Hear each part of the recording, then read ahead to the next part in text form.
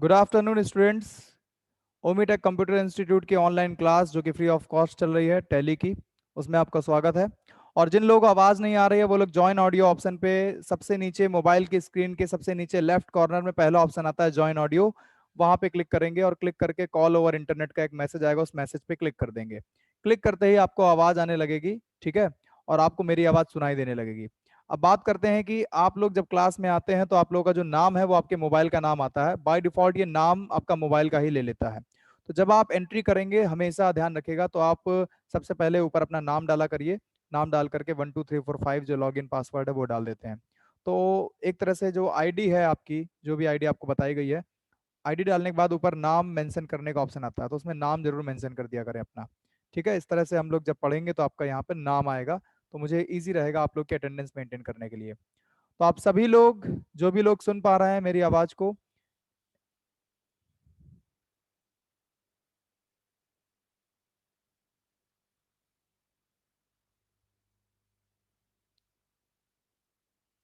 चलिए स्टार्ट करते हैं टॉपिक को।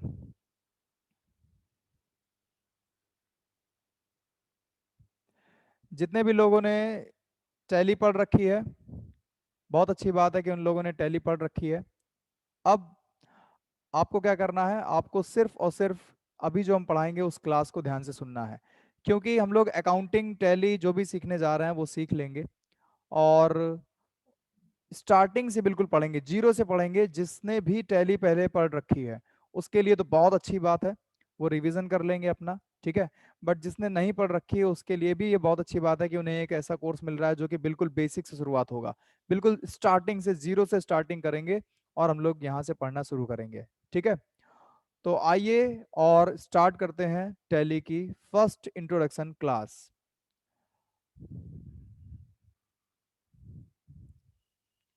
Very very good afternoon everyone, very very good afternoon. और जिसने भी टैली पहले पढ़ रखी है या पहले अकाउंट से हैं या कॉमर्स बैकग्राउंड से हैं, तो उनका ये रिवीजन हो जाएगा, ठीक है। आप लोग आराम से शांति बनाए रखें और सुने और ध्यान से पढ़ें। आपकी जो टैली होती है वो क्या होती है, ये आपको बताया जाएगा। नॉर्मली टैली क्या है, इसके अलावा टैली में हम लोग क्या सीखने वाले हैं या हम लोग अकाउंटिंग में क्या सीखने वाले हैं, ये हमें बताना है। तो फर्स्ट ऑफ ऑल हम लोग सीखने क्या वाले हैं, है ना, हम लोग क्या पढ़ने वाले हैं। तो हम लोग टैली पढ़ने वाले हैं या अकाउंटिंग पढ़ने वाले हैं, आखिर क्या सीखने वाले हैं। तो यहाँ पर आपको बहुत सी डिटेल्स हैं जो हम बताने जा रहे हैं। सबसे पहले तो टैली क्या है, क्या आपके मन में ये सवाल आते हैं कि टैली क्या है या फिर अकाउंटिंग क्या है। ये दो ऐसे वर्ड हैं जो बहुत यूज होते हैं, ठीक है, टैली भी और अकाउंटिंग भी। तो हमें ये समझना है कि आप लोग अकाउंटिंग सीखना चाहते हो या टैली।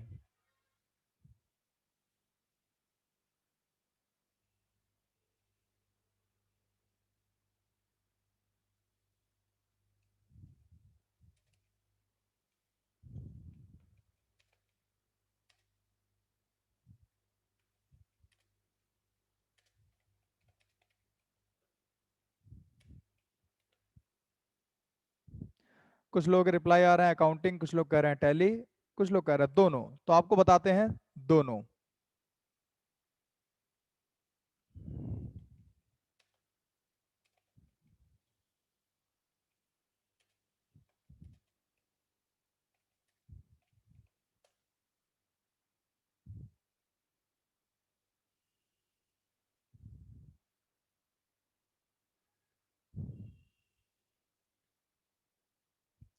तो टैली क्या है, अकाउंटिंग क्या है, इन सब बातों से रूबरू होते हैं हम लोग और समझते हैं टैली क्या है। तो सबसे पहले जो स्क्रीन आ रही है इसमें लिखा हुआ है टैली क्या है। इसमें पूरी स्क्रीन में साफ साफ लिखा हुआ है टैली क्या है। तो यहाँ पर टैली एक अकाउंटिंग का सॉफ्टवेयर है ये बताया गया है। जैसे कि बहुत सारे लोग जानते हैं कि टैली जो होता है वो मेडिकल स्टोर में या कई जगह वहां पर यूज होता है, शॉप्स में यूज होता है। और अकाउंटिंग वगैरह जो भी होती है वो कई जगह होती है, बैंक में भी होती है, अकाउंटिंग शॉप्स में भी होती है, किसी बिजनेस में भी होती है, और जहां पर भी बिल बन रहा है वहां पे अकाउंटिंग होती है। तो टैली एक ऐसा सॉफ्टवेयर है जिसमें अकाउंटिंग होती है, ठीक है। और अकाउंटिंग का वो सॉफ्टवेयर होता है जिसमें कि हम अकाउंटिंग का काम करते हैं। लेकिन टैली में काम करने से पहले हमें क्या आनी चाहिए? अकाउंटिंग आनी चाहिए। तो सबसे पहले हमें अकाउंटिंग आनी चाहिए, क्योंकि अकाउंटिंग जितनी बेहतर आएगी उतनी ही अच्छे से हमको टैली भी आएगी। क्योंकि टैली एक सॉफ्टवेयर है जो कि कंप्यूटर पे होता है। अब जिसने कंप्यूटर नहीं चलाया, क्या वो कंप्यूटर चला लेगा? नहीं, उसको ट्रेनिंग लेनी पड़ेगी। इसी तरह से जिसने कभी क्रिकेट नहीं खेला, तो क्या वो क्रिकेट ग्राउंड में जाके पहले दिन क्रिकेट खेल लेगा अच्छे से? नहीं, उसको समझना पड़ेगा बैट कैसे पकड़ा जाता है, कैसे खड़ा हुआ जाता है, कैसे कलाइयों का यूज किया जाता है, कैसे शॉट चलाया जाता है। तो ऐसे ही आपको अगर टैली सीखनी है, टैली पे जो काम होता है वो अकाउंटिंग का काम होता है। तो आपको टैली सीखनी है तो पहले आपको अकाउंटिंग आनी चाहिए। ठीक है, तो आपको अकाउंटिंग आनी चाहिए। टैली क्या है? टैली एक सॉफ्टवेयर है। तो जितने भी लोग जानते होंगे थोड़ा बहुत टैली के बारे में, तो कंप्यूटर पे अकाउंटिंग फीड करी जाती है, अकाउंटिंग करी जाती है, लेकिन टैली सॉफ्टवेयर पे करी जाती है। अब जब वो सॉफ्टवेयर ही हमको नहीं आता होगा चलाना, तो हम टैली कैसे चलाएंगे? इसका मतलब है कि टैली पे जो काम करना है, पहले वो काम क्या है हम ये जाने। जब उस काम को जान लेंगे तब हम जाएंगे टैली पे और वो काम करेंगे। तो हम लोग फर्स्ट डे पे टैली नहीं सीख सकते, क्योंकि टैली कंप्यूटर पे होती है और उस पे अकाउंटिंग का काम होता है। अब बात आती है कि अकाउंटिंग क्या है। तो हमें पहले क्या सीखना होगा? अकाउंटिंग। क्योंकि जितने अच्छे से हम कॉपी पे अकाउंटिंग करेंगे या रजिस्टर बनाना शुरू करेंगे, कॉपी पे सीखना शुरू करेंगे, फिर उस चीज को टैली पे कर पाएंगे। तो कम से कम 2 दिन तो पहले हमको यही समझाने में लग जाएगा कि अकाउंटिंग क्या होती है, अकाउंटिंग के रूल्स क्या होते हैं, अकाउंटिंग में एंट्री में कैसे होती है। जैसे कि आप बैंक में जाओ, तो बैंक में वहां पर एंट्रियां वो लोग करते हैं, लेकिन वो सब अकाउंटेंट होते हैं, अच्छे खासे उन्हें अकाउंट्स आते होंगे। तो हमें अकाउंटिंग सीखनी है। तो दूसरा सवाल, अकाउंटिंग क्या है? पहला सवाल था टैली क्या है, तो हमने जाना कि टैली एक सॉफ्टवेयर है, उसमें हम लोग अकाउंटिंग करते हैं। तो अब हमें क्या आनी चाहिए? अकाउंटिंग आनी चाहिए। तो अकाउंटिंग क्या है? अकाउंटिंग बिजनेस में होने वाले जितने भी लेन देन है उसको नियम के अनुसार लिखना व रिपोर्ट बनाना ही अकाउंटिंग कहलाता है। हम लोग क्यों अकाउंटिंग करते हैं? हम लोग बिजनेस के लिए अकाउंटिंग करते हैं। बिजनेस क्या है? बिजनेस एक ऐसा चीज है जिससे कि कोई भी इंसान, कोई भी बड़ा से बड़ा कंपनी अर्न करना चाहता है, कमाना चाहता है। तो वहां पे बिजनेस में कोई ना कोई चीज तो हो रही होगी, लेन देन हो रहा होगा, मतलब कुछ बेच रहा होगा, कुछ खरीद रहा होगा, कुछ खरीद रहा होगा तो कुछ बेच रहा होगा। उसके लिए उसे एक जगह चाहिए होगी, उसके लिए उसे वहां पे कुछ एम्प्लॉय रखने होंगे। और वो जो भी गुड्स, जो सामान वो ला रहा है, जो बेच रहा है, मान लो कंप्यूटर शॉप है, मान लो इलेक्ट्रॉनिक शॉप है, मान लो वॉशिंग मशीन, टीवी, कूलर, ये सब बेचा जाता है। तो वो जो बिजनेस है, वहां पे वो लेन देन मतलब बिलिंग करते होंगे, कंप्यूटर पे एंट्री चढ़ाते होंगे। बड़े बड़े मॉल्स वगैरह में भी बिलिंग होती है। आप कहीं पर जाओगे, अगर आप किसी रेस्टोरेंट में जाओगे और वहां पर कोई भी चीज ऑर्डर करोगे, तो वहां पर भी बिलिंग होती है। तो कंप्यूटर से जो बिलिंग होती है वो किसी सॉफ्टवेयर पे पहले वो चढ़ाते हैं, तब वो जाके वहां से बिल निकालते हैं। तो सॉफ्टवेयर हम लोग सीखेंगे टैली, जिसमें हमें अकाउंटिंग करना है, जिसमें हम लोग स्टॉक मैनेजमेंट सीखेंगे, जिसमें हम लोग डीआर सीआर करना सीखेंगे। और वो सारी चीजें हमको तब आएंगी जब हम लोग जानेंगे कि होता क्या है डीआर, होता क्या है सीआर। जब हम ये जानेंगे कि नियम क्या होता है अकाउंटिंग करने का। तो सबसे पहले तो लेन देन, क्या लिया क्या दिया, उसका जो नियम है, उसके जो रूल्स हैं, वो हम लोग सीखेंगे और रिपोर्ट बनाना सीखेंगे। वही अकाउंटिंग होती है। दूसरी इसकी परिभाषा है, बिजनेस के अंतर्गत जितनी भी परचेज, सेल, पेमेंट, रिसिप्ट या अन्य कोई लेन देन है, तो उसका नियम के अनुसार ब्यौरा रखना ही अकाउंटिंग है। अगर हम लोग खरीद रहे हैं कुछ, तो उसको लिख करके रखें, क्या क्या सामान आया, कितना आया, उसका एक पूरा प्रॉपर मेंटेन करके रखें, कॉपी पे या रजिस्टर पे या टैली पे। फिर सेल कितना किया उसका भी मेंटेन करें, किसको कितना पैसा दिया उसका भी मेंटेनेंस करें, कितना पैसा लिया इसको भी मेंटेन करें, कितना बैंक में जमा किया, कितना बैंक से निकाला उसको भी मेंटेन करें, कितना किसको सैलरी दिया, कितना किसको खर्चा किया, सब कुछ मेंटेन करें। तो बिजनेस में हर एक लेन देन को नियम के अनुसार ब्यौरा रखना ही अकाउंटिंग कहलाता है।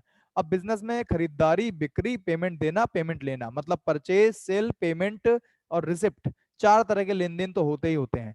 कभी कभी बैंक में जमा करना, बैंक से निकालना, या कभी कभी वापसी हो जाती है सामान की, तो वो वापसी की भी एंट्री होती है। तो हर चीज को एक एंट्री बोला जाता है, एक एंट्री लिखी जाती है जिसको लेन देन बोलते हैं। लेन देन का मतलब होता है ट्रांजेक्शन, एंट्री, क्या लिया और क्या दिया, वही लेन देन है। तो ये हो गया लेन देन के बारे में। अगला, अकाउंटिंग कितने प्रकार से कर सकते हैं? अकाउंटिंग हम लोग कर सकते हैं 2 प्रकार से। पहला, मैनुअल, मतलब कि मैनुअल अकाउंटिंग, जो कि हम लोग कॉपी पे कर सकते हैं, रजिस्टर पे कर सकते हैं। दूसरा, कंप्यूटर पे, मतलब ऑन सॉफ्टवेयर, जो कि हम लोग टैली पे कर सकते हैं। तो हम लोगों को अकाउंटिंग 2 प्रकार से हम लोग कर सकते हैं। पहला, ऑन पेपर, मतलब कि कॉपी पे। तो आप कॉपी पे भी अकाउंटिंग कर सकते हैं, तो आपको कॉपी मेंटेन करनी होती है। शुरू शुरू में आपने देखा होगा, पहले मुनीम लोग होते थे जो कि चश्मा वश्मा लगा के रखते थे, बढ़िया रजिस्टर पे काम करते रहते थे। तब सॉफ्टवेयर नहीं होते, तब कंप्यूटर का इतना चलन नहीं था, बट आजकल कंप्यूटर का ही चलन है। तो आजकल टैली पे ही एंट्रियां या फिर अलग अलग सॉफ्टवेयर आते हैं अकाउंटिंग मेंटेन करने के, उस पे एंट्रियां होती हैं। तो टैली या कंप्यूटर पे अगर हमें कुछ सीखना है तो पहले हमें थोड़े से रूल समझने होंगे। तो वो थोड़े से रूल क्या है, वो नियम क्या है, हम लोग ये समझेंगे। ठीक है, तो दो प्रकार से कर सकते हैं। पहले तो रूल समझ लेंगे। यहाँ पर बता रहे हैं कि एडवांटेज ऑफ अकाउंटिंग, अकाउंटिंग का क्या फायदा है। अकाउंटिंग करने का बहुत फायदा है। क्यों? क्योंकि हम लोग अकाउंटिंग करते ही इसलिए हैं ताकि सब कुछ प्रॉपर मेंटेन रहे। अगर एक बिजनेसमैन है, उसने अकाउंटेंट रखा है, तो वो चाहेगा कि उसका जो अकाउंटेंट है वो कितना आया कितना गया, हर चीज का लेन देन का ब्यौरा रखे, ताकि कल को उसे पता चल सके कि उसके बिजनेस में प्रॉफिट हो रहा है कि लॉस हो रहा है। अगर हम कोई बिजनेस खड़ा कर रहे हैं और हमने वहां पे 5 लाख रुपए लगाए हैं, तो आगे चल के अगर मेरा बिजनेस 10 लाख रुपए अर्न कर रहा है, तो उसकी एंट्री हमें देखेंगे, तब तो जाके नेट प्रॉफिट निकालेंगे। प्रॉफिट और लॉस को देख सकते हैं, कितने कमाया कितना खर्चा किया, इस बात को देख सकते हैं। अगर हमने प्रॉपरली मेंटेन किया है सारा स्टॉक, सारी डिटेल्स, एक एक जो रुपए की जो एंट्री है, वो सब कुछ अगर मेंटेन किया है, तो कितनी इनकम कितनी एक्सपेंस, कितना प्रॉफिट कितना लॉस, हर उस जानकारी को किसी भी टाइम पे देख सकते हैं। मतलब 1 साल 2 साल 10 साल बाद भी अगर हम देखना चाहें तो देख सकते हैं। आगे निकल चुके हैं 10 साल, पिछले 1 साल का देखना है वो भी देख सकते हैं। तो टैली हमें इतना फ्लेक्चुअलिटी देती है कि हम किसी भी टाइम पीरियड में, मतलब कि अगर हमारा 1 महीने का भी बिजनेस हुआ तो उसमें हम प्रॉफिट एंड लॉस देख सकते हैं। अगर हमारा 1 साल हो चुका है और हमें पिछले 6 महीने का रिपोर्ट देखना है तो वो भी देख सकते हैं। तो ये टैली का क्या है, प्रॉफिट है। अगला, अगला प्रॉफिट क्या है, अगला एडवांटेज है, अगला जो फायदा है, बैलेंस शीट से है। बिजनेस में जब हम लोग एंट्रियां फीड करते हैं, मतलब कि अकाउंटिंग जब करते हैं, तो हमारे पास बहुत सारी ऐसी चीजें होती हैं जिनको हम एसेट्स बोलते हैं। एसेट्स मतलब संपत्ति। तो बिजनेस में कितनी एसेट्स हैं, मतलब कि फर्नीचर कितना है, स्टॉक कितना है, गुड्स कितना है, इसके अलावा हमारे पास कितनी बड़ी जो हमारी जो बिल्डिंग है, या अगर अगर जो भी संपत्ति है वो क्या है, कैश कितना है, बैंक कितना है, ये सब एसेट्स होता है। एसेट्स माने होता है संपत्ति, कितना हमारे पास है जो कि हमारा खुद का, जिससे हमें पैसा मिल सके, वो एसेट्स है। लायबिलिटी माने होता है कितना हमको देना है, कितना लेना है वो एसेट्स है, कितना देना है वो क्या है, लायबिलिटी है। तो लायबिलिटी कितनी है, उधारी कितनी है, कितना रुपए चुकाना है, ये लायबिलिटीज की भी एंट्रियां हैं। क्योंकि कई बार हम लोग परचेज करेंगे तो उधार में कर लेंगे, आज उधार में खरीदा है तो कल को पैसा देंगे, तो उसकी भी बातचीत, उसकी भी एंट्री अगर हमने कर दी है कि कितने रुपए का उधारी बाकी है, तो वो उधारी दिखाता रहता है कितना देना बाकी है। टैक्स कितना देना है इसकी रिपोर्ट निकल आती है, कितना लेना है इसकी रिपोर्ट निकल आती है। तो इस तरह से हम लोग क्या करते हैं, कितना देना है कितना लेना है, ये सारी चीजें हमको बैलेंस शीट में दिख जाती है। ये बहुत बड़ा एक प्रॉफिट है, एडवांटेज है टैली का। तो टैली में मैंने आपको बता दिया कि किस तरह से हम लोग टैली पढ़ने वाले हैं। सबसे पहले तो टैली नहीं सीखेंगे, क्योंकि टैली हमको तभी आएगी जब हमें क्या आएगी, जब हमें अकाउंटिंग आएगी, पहली बात। दूसरी बात, टैली के बाद अकाउंटिंग क्या होती है, तो लेन देन को नियम से रखना, लेन देन क्या लिया है क्या दिया है उसको उसको मेंटेन करना, वही अकाउंटिंग है। डेट वाइज रूल के हिसाब से, नियम के हिसाब से मेंटेन करना, वही अकाउंटिंग है। ठीक है, अब बात करते हैं लेन देन क्या है। बिजनेस में होने वाली ऐसी घटना जिनसे फाइनेंशियली इफेक्ट पड़े बिजनेस को, उसे लेन देन कहते हैं। अगर बिजनेस चल रहा है और बिजनेस में एंट्रियां हो रही हैं, मतलब कि हमने कुछ खरीदा, तो अगर कुछ खरीदा होगा तो फ्री में नहीं खरीदा होगा, उसके पैसे दिए होंगे। अगर हम कुछ परचेज करते हैं तो उसके पैसे देते हैं। अगर हम कुछ सेल्स करते हैं, अगर हमारी शॉप है हम कुछ बेच रहे हैं, तो उसके पैसे लेते हैं।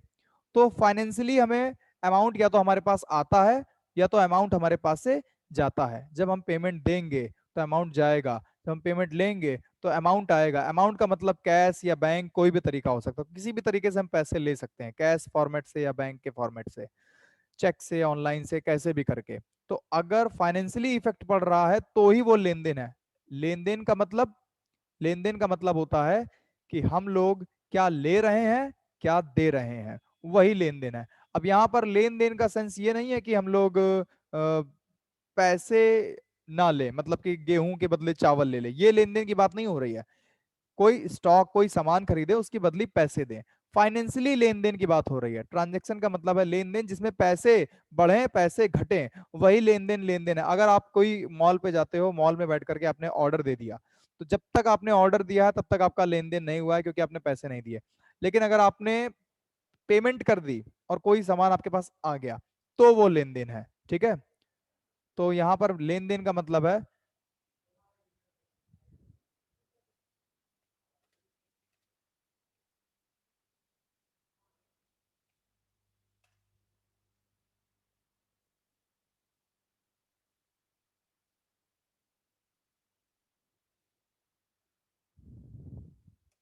लेन देन का मतलब है क्या आया और क्या गया। ठीक है, और यहाँ पर पैसे का भी मेन है कि अमाउंट कुछ होना चाहिए, कितने अमाउंट का आया कितने अमाउंट का गया। अगला है रूल क्या है, क्योंकि जितने भी लेन देन होते हैं,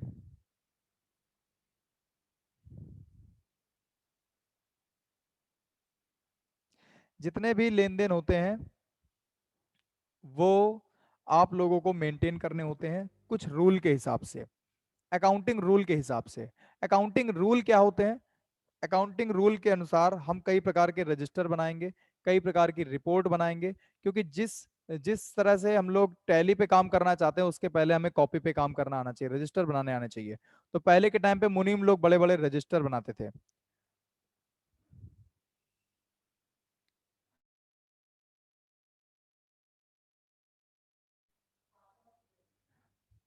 यहाँ पर हमें कुछ रजिस्टर कुछ रिपोर्ट्स बनाने होंगे।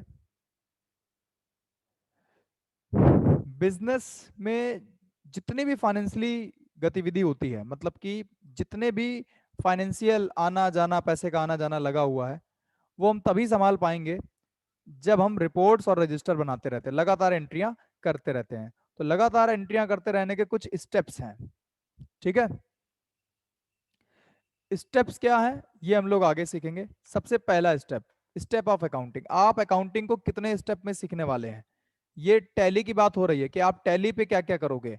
आप टैली पे सबसे पहले जर्नल मेंटेन करते हैं। जर्नल, जर्नल क्या है? जर्नल जिसमें एंट्रियां होती हैं, जिसमें ट्रांजेक्शन्स हम लोग फीड करते हैं। लेजर उसका सेकंड स्टेप है, जिसमें हम लोग लेजर बनाते हैं। लेजर मतलब खाते खोलते हैं।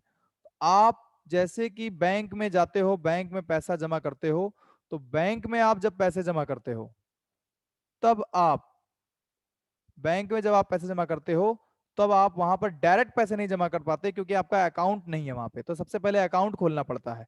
तो ledger is just like an account. अगर आप टैली पे काम करना चाहते हो तो पहले आपको लेजर बनाना आना चाहिए। तो ये आपका लेजर जो है वो अकाउंट है, खाता खुलेगा। तो first of all account, account open होगा।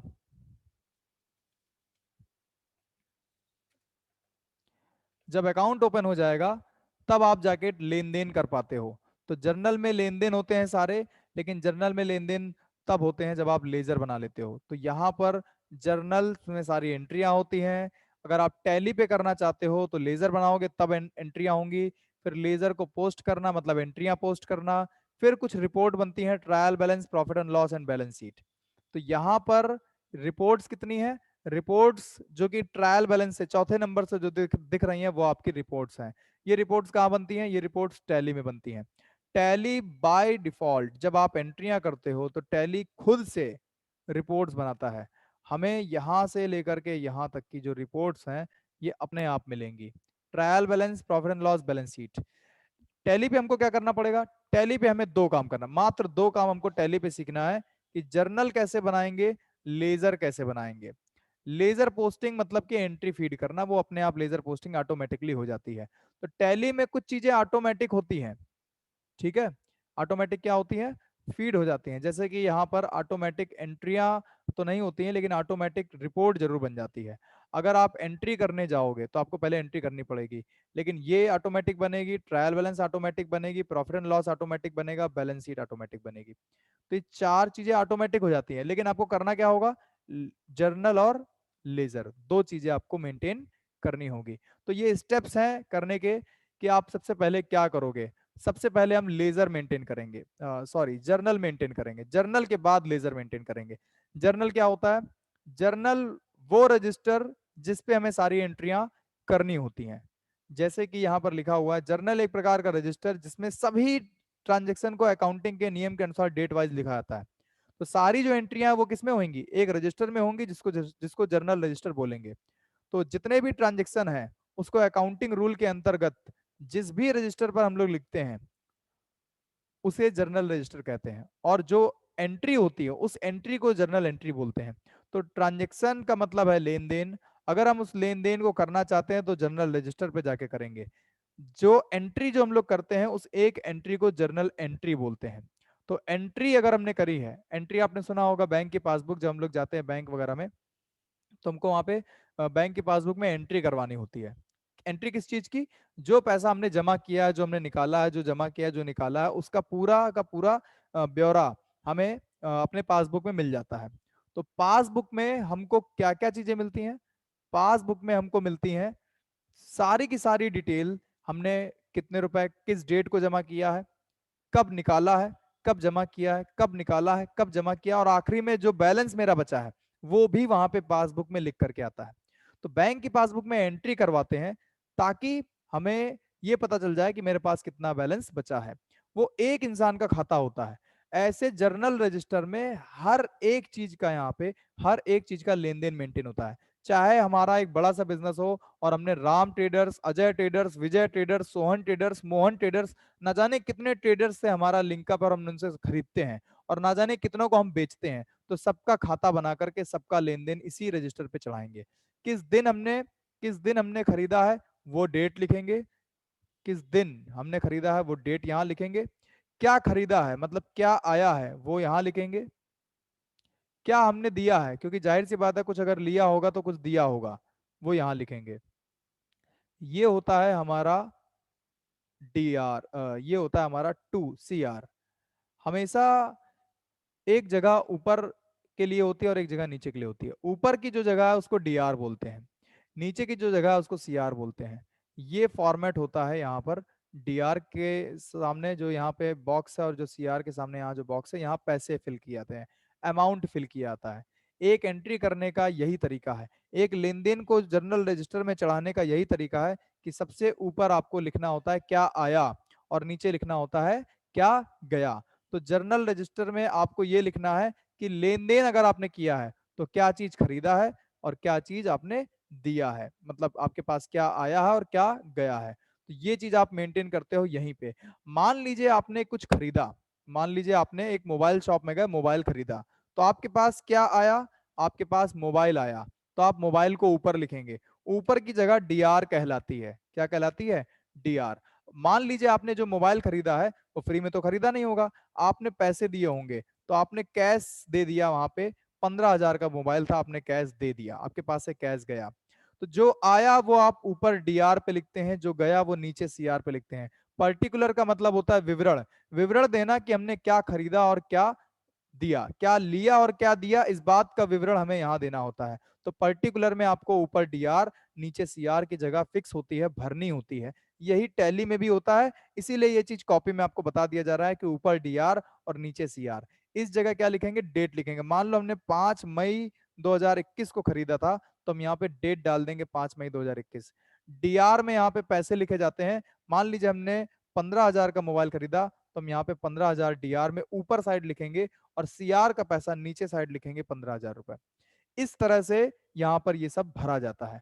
LF क्या होता है, LF का मतलब है ledger folio number. Ledger folio number एक चीज होती है जो कि हम लोग आगे समझेंगे कि LF क्या होता है। ठीक है, यहाँ पर LF जैसे कि आपको पता है कि जब हम लोग मेंटेन करेंगे पहले के टाइम पे, जैसे मुनीम लोग करते होंगे रजिस्टर मेंटेन, तो एक ऐसा रजिस्टर जिसमें सबकी एंट्रियां होती हैं, सभी लोगों की एंट्रियां होती हैं, मिक्सअप होती है। और किसी एक इंसान का अगर, जैसे मान लो हमने एक 10 पेज भर दिए हैं जिसमें हमने ये भी लिख दिया है, मान लो मेरे पास Ram traders, Mohan traders, Sohan traders, 3 लोग हैं जिनसे हम लोग खरीदते हैं या बेचते हैं या खरीदते हैं मान लो। तो कई बार हमने खरीदा, महीने में 2 बार खरीदा, महीने में 3 बार खरीदा, तो साल भर में कितने बार हमने मोहन से खरीदा, इस बात को आप कैसे उस सारे रजिस्टर में ढूंढोगे जिसमें सैकड़ों लोगों की एंट्रियां हैं, जिसमें हजारों एंट्रियां हैं, उसमें से सिर्फ मोहन की एंट्री ढूंढना है, वो भी कॉपी में बैठ के, तो ये बहुत टाइम टेकिंग है। तो सिर्फ मोहन की एंट्रियां अगर हम अलग से रजिस्टर में लिख दें जहां पे खाली मोहन के बारे में ही लिखा हो, तो हम जरूर गिन सकेंगे कि मोहन की एंट्रियां कितनी है। तो एलएफ का मतलब है लेजर फोलियो नंबर। एक और रजिस्टर बनता है, जैसे कि अभी आपको स्टेप्स ऑफ अकाउंटिंग में बताया था, पहले जर्नल रजिस्टर, जनरल मेंटेन होगा, फिर लेजर मेंटेन होगा। तो कॉपी पे पहले क्या होता था, लेजर भी मेंटेन होता था। मतलब कि एक और रजिस्टर बनता था जिसमें सारी एंट्री नहीं होती थी, जिसमें किसी एक इंसान की एंट्री होती थी कि मोहन अगर है तो मोहन की ही सारी एंट्री लिखी होंगी एक ही जगह पे, जिससे कि हम उसका टोटल बैलेंस गिन सकें कि उससे हमने कितने रुपए का खरीदा था या कितने रुपए उधार में खरीदा था। तो लेजर फोलियो नंबर एक लिंक के लिए होता है कि उस लेजर, जिस रजिस्टर में लेजर रजिस्टर जो होता है उसका नंबर हम यहाँ डाल दें कि वहां पे भी एक एंट्री होगी तो उसकी एंट्री कौन से नंबर पे है। वैसे इसको डिटेल में समझने के लिए हम लोग आगे समझेंगे। अभी के लिए जिस चीज की आपको जरूरत है वो इतनी जरूरत है कि पर्टिकुलर में क्या लिखा जाता है और डीआर सीआर में क्या लिखा जाता है। तो पर्टिकुलर में ऊपर लिखा जाता है जो आया और नीचे लिखा जाता है जो गया। मतलब जो आया वो डीआर और जो गया वो सीआर। अगर आप पहली दफा सीखने आए हो और आपको सीखना है कि टैली क्या है, तो एक बात समझ लीजिए कि टैली में सिर्फ और सिर्फ आपको यही समझना है कि डेबिट क्या होता है, क्रेडिट क्या होता है। बाकी की जो भी चीजें आ रही हैं हम सारी चीजें पहले ही दिन तो समझा नहीं देंगे। आपको टाइम लगेगा, आपको धीरे धीरे ये सीखने को मिलेगा। पूरा जो कोर्स है वो आपको फ्री ऑफ कॉस्ट सिखाया जा रहा है। इट मींस ये कोर्स एक दिन का नहीं, ये कोर्स 2 से 3 महीने का है। तो आराम आराम से सीखेंगे इस चीज को और बाकी चीजों के बारे में भी जानेंगे। ठीक है, खैर अभी के लिए इतना समझ लीजिए कि आपको इस जनरल रजिस्टर का फॉर्मेट ऐसे ही बनाना होगा कॉपी पे। जब आप लोग ये एंट्रियां करोगे तो ऐसे सीखोगे। ठीक है, तो यहां पर हमने बता दिया कि जनरल रजिस्टर का फॉर्मेट कैसे होता है, क्या इसमें लिखा जाता है। आगे देखते हैं।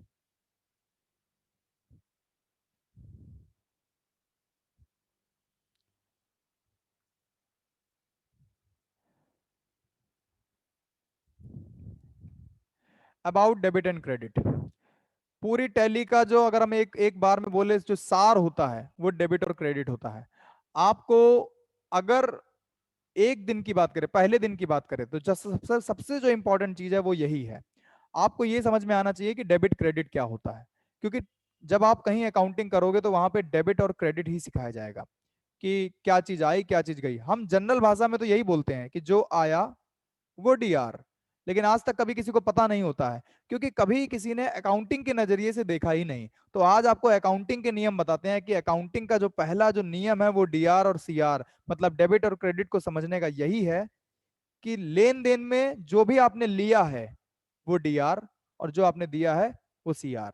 यहां पर क्या लिखा हुआ है लास्ट में देखिए, पहले तो लिखा हुआ है जैसा कि हम जानते हैं ट्रांजेक्शन का मतलब होता है लेन देन। लेन देन इसका मतलब होता है, मतलब कि ट्रांजेक्शन में हमेशा कुछ लिया जाएगा तो इसके बदले कुछ कुछ ना कुछ दिया जाएगा। मतलब कि यहां लिया गया और दिया गया, क्या लिया गया है और क्या दिया गया है, वही डेबिट एंड क्रेडिट है। पिछले एग्जांपल में हमने आपको क्या बताया था, मोबाइल खरीदा तो मोबाइल लिया तो मोबाइल को डेबिट बोल देंगे, और क्या दिया, कैश दिया, मतलब अमाउंट मनी पैसा दिया, तो जो दिया वो क्रेडिट होगा।